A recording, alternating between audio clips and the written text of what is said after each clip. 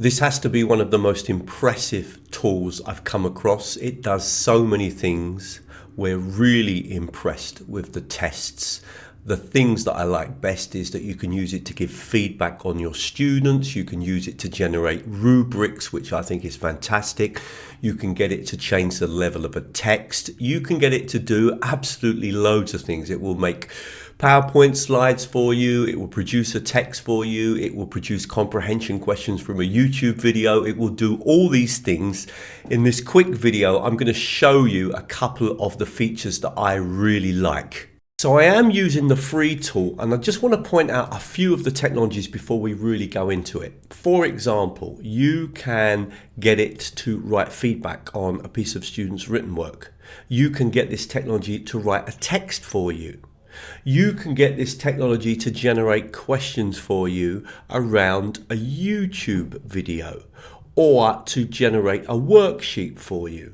You can get this technology to summarize a text for you, to translate a text for you.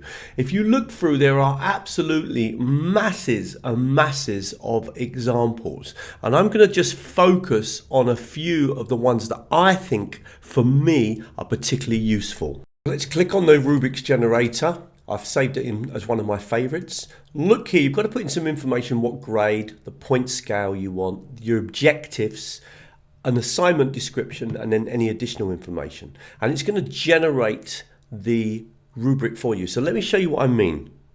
So I've said I'm not very good at writing these rubrics. I've put in here 9th grade, 5-point scale. I've set my standards, a clear opening paragraph describing the topic, a balanced argument for and against, good use of connectors in writing, use of adverbs to divide up the argument, things like firstly, secondly, etc., and a conclusion with a clear argument.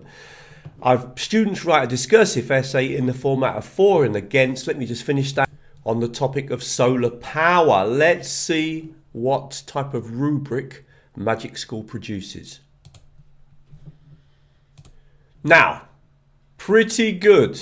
I would probably want to come in and make a few changes to this. I like some of these additional notes for the teacher here at the bottom. I can copy this. Remember, I'm using the free tool. Now, I'm not saying this is perfect, and it may need me to come and add some additional comments, but what I particularly like here is that it's done a lot of the kind of basic work for me. It's also used a 5-point scale as I required, which I really like as well.